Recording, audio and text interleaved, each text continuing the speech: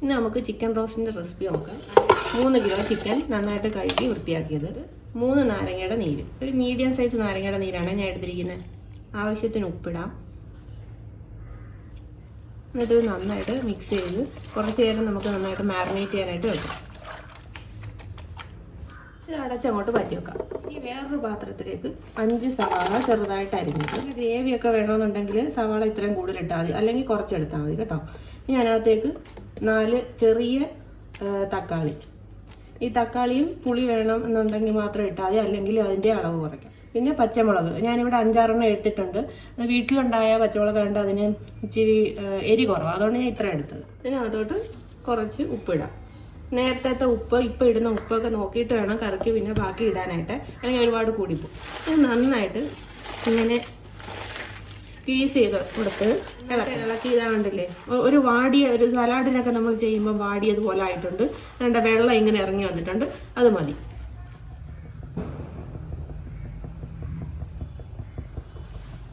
അപ്പോൾ ഞാനിത് അടുപ്പത്ത് വെച്ചിട്ടുണ്ട്. ഇനി ഇത് നന്നായിട്ട് അടച്ചു വെക്കാം.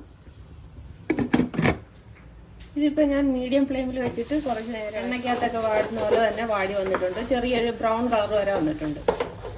ഇടയ്ക്കിടയ്ക്ക് തുറന്ന് നോക്കി ഇളക്കി കൊടുക്കാൻ ശ്രദ്ധിക്കണം. ഇനി നമുക്ക് ഇതിനകത്തേക്ക് നേരത്തെ മാരിനേറ്റ് ചെയ്യാൻ വെച്ചിരുന്ന ചിക്കനും കിട്ടുള്ളൂ. ഇനി നന്നായിട്ട് മിക്സ് ചെയ്ത് കൊടുക്കാം. നന്നായിട്ട് മിക്സ് ചെയ്തിട്ട് ഹൈ ഫ്ലെയിമിൽ അടച്ചു വെച്ച് കുക്ക് ചെയ്യാം. ഒരു 5 മിനിറ്റ് 10 മിനിറ്റ് കഴിയുമ്പോഴത്തേക്ക് ഒന്നുകൂടെ ഇളക്കിയിട്ട് മീഡിയം ഫ്ലെയിമിൽ നമുക്ക് ബാക്കി കുക്ക് ചെയ്തെടുക്കാം. ചിക്കൻ വേകുന്ന നേരത്തിൽ നമുക്ക് മസാല ഒന്ന് ശരിയാക്കി എടുക്കണം. അതിനായിട്ട് ഒരു പ്ലേറ്റിലോട്ട് 5 ടീസ്പൂൺ മല്ലിപ്പൊടി, 4.5 ടീസ്പൂൺ മുളക് പൊടി, മഞ്ഞൾപ്പൊടി 1/2 ടീസ്പൂൺ, ഗരം മസാല 1 ടീസ്പൂൺ. പിന്നെ നമുക്ക് ഏറ്റവും അവസാനം വേണമെന്നുണ്ടെങ്കിൽ മാത്രം ഇട്ടാൽ മതി. ഞാനിപ്പോൾ ഇത് വീട്ടിലുണ്ടാക്കിയ ഗരം മസാല ഇട്ടിരിക്കുന്നു. എന്നിട്ട് അതെല്ലാം കൂടെ ഒന്ന് മിക്സ് ചെയ്തെടുക്കാം. ഞാനൊരു ചീനച്ചട്ടി വെച്ച് കൊടുത്തിട്ടുണ്ട്. അതിനകത്തേക്ക് വെളിച്ചെണ്ണ ഒഴിച്ചു കൊടുക്കാം. ഞാനിപ്പോൾ വെളിച്ചെണ്ണ ഒരു 1/2 കപ്പ് വെളിച്ചെണ്ണ ഒഴിക്കുന്നുണ്ട്. നിങ്ങൾക്ക് വേണമെങ്കിൽ കൂട്ടാം കുറയ്ക്കാം. ഞാനത് മസാല മുങ്ങാൻ വേണ്ടിയിട്ടാണ് ഒഴിക്കുന്നത്. എണ്ണ നന്നായിട്ടൊന്ന് ചൂടാകുമ്പോൾ 1 ടീസ്പൂൺ കടുക്, 1/4 ടീസ്പൂണോ ജീരകം. കടുകും ജീരകവും നന്നായിട്ട് പൊട്ടി കഴിഞ്ഞിട്ടുണ്ട്. ഇനി ഒന്നുകിൽ തീ കുറച്ച് വെക്കുക, അല്ലെന്നുണ്ടെങ്കിൽ അണയ്ക്കുക. ഈ ഇരുമ്പ് ചട്ടി ആയതുകൊണ്ട് വേഗം കരിഞ്ഞു പോകുന്നതുകൊണ്ട് ഞാനിപ്പോൾ അണയ്ക്കുകയാണ്. അതിനകത്തേക്ക് 1 കൈപ്പിടി വെളുത്തുള്ളിയും 1 ചെറിയ കഷ്ണം ഇഞ്ചിയും ചതച്ചത്.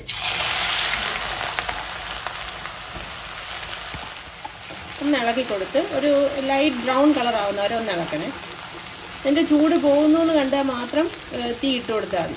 അല്ലാന്നുണ്ടെങ്കിൽ ഇരുമ്പ് ചട്ടിയാണെന്നുണ്ടെങ്കിൽ ചൂട് നിൽക്കും, കരിഞ്ഞു പോകും. തീ ഇട്ടിട്ടുണ്ടെങ്കിൽ തീ കുറച്ചേക്കണം. ഇതാണ്ടില്ല, നല്ല ബ്രൗൺ ആയിട്ട് വന്നിട്ടുണ്ട്. ഇനി നമ്മൾ മസാല ഇട്ട് കൊടുക്കാം. തീ ഇടാതിരിക്കുന്നതാണ് നല്ലത്, പ്രത്യേകിച്ച് ഇരുമ്പ് ചട്ടിയാണെന്നുണ്ടെങ്കിൽ. ഇനി ഇത് നന്നായിട്ട് മിക്സ് ചെയ്ത് കൊടുക്കണം. ഇതിപ്പോൾ ഇങ്ങനെ കുഴഞ്ഞിരിക്കുന്നെങ്കിലും ഈ ചൂടടിച്ച് ഇത് നന്നായിട്ട് റോസ്റ്റായി കഴിയുമ്പോഴത്തേക്ക് ഇതിനകത്ത് എണ്ണ ഇങ്ങനെ ഇറങ്ങി വരും. ഇത് കണ്ടില്ലേ, നേരത്തെ ഇരുന്നോണോ അല്ലാതെ തന്നെ എണ്ണ ഇതാ ഇങ്ങനെ ഇറങ്ങി വന്നിട്ടുണ്ട്. ഈ ഒരു പരുവം എത്തുന്നവരെ നന്നായിട്ട് ചെയ്യണം. നല്ലൊരു മണവും വരും. പിന്നെ നിങ്ങൾക്ക് നല്ല ബ്ലാക്ക് കളർ പോലെ, അതായത് നല്ല ഡാർക്ക് ബ്രൗൺ കളർ ഇഷ്ടമാണെന്നുണ്ടെങ്കിൽ ഇത് കുറച്ച് നേരവും കൂടെ റോസ്റ്റ് ചെയ്താൽ മതി, ലോ ഫ്ലെയിമിൽ. നല്ലൊരു ഡാർക്ക് ബ്രൗൺ കളറിൽ വന്നിട്ടുണ്ട്. ഇനി ഇത് ചിക്കനിലേക്ക് ഇട്ട് കൊടുക്കുക, മസാല ഇട്ട് കൊടുക്കുക. ഇതിനകത്തേക്ക് ഒരു 1.5 കപ്പ് വെള്ളം ഒഴിച്ചു കൊടുക്കാം.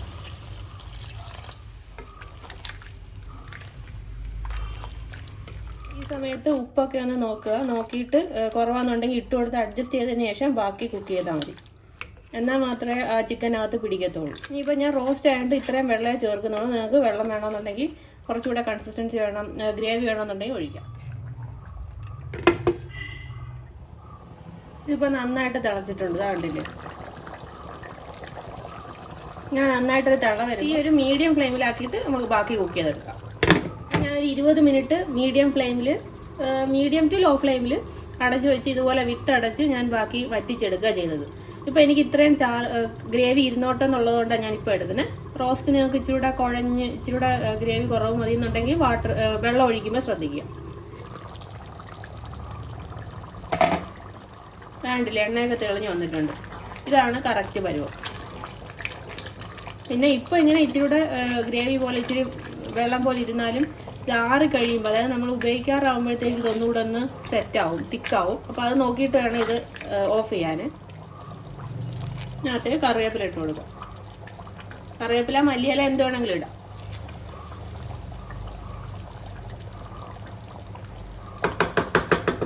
ഈ ഫ്ലെയിം ഓഫ് ചെയ്ത് ഇത് അടച്ച് വെച്ചേക്കാം. ഉപയോഗിക്കുന്നതിന് 1 മണിക്കൂർ വരെ ഇതങ്ങനെ ഇരിക്കട്ടെ. അപ്പോൾ എല്ലാ ഫ്ലേവറും ഇറങ്ങി നന്നായിട്ട് സെറ്റ് ആവും. ഇനി അതല്ല നാളെ എടുത്താലും നല്ലതായിരിക്കും. ഈസി ചിക്കൻ റോസ്റ്റ് റെഡി ആയിട്ടുണ്ട്. ഇതിപ്പോൾ 1 മണിക്കൂർ കഴിഞ്ഞിട്ടാണ്. കണ്ടില്ലേ, എണ്ണയൊക്കെ നല്ലതായിട്ട് തെളിഞ്ഞ് സെറ്റായിട്ട് വന്നിട്ടുണ്ട്.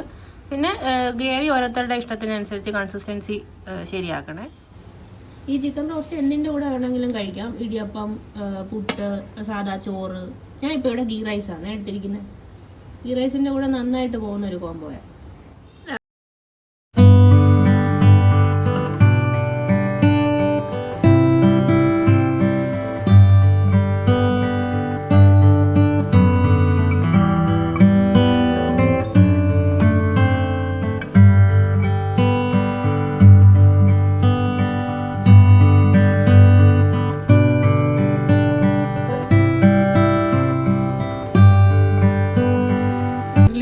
എളുപ്പത്തിൽ ഉണ്ടാക്കാൻ പറ്റുന്ന ഒരു നല്ലൊരു ചിക്കൻ റോസ്റ്റ് റെസിപ്പിയാണ്. അപ്പോൾ പുതിയൊരു റെസിപ്പിയായിട്ട് വീണ്ടും കാണുന്നവരെ ബൈ.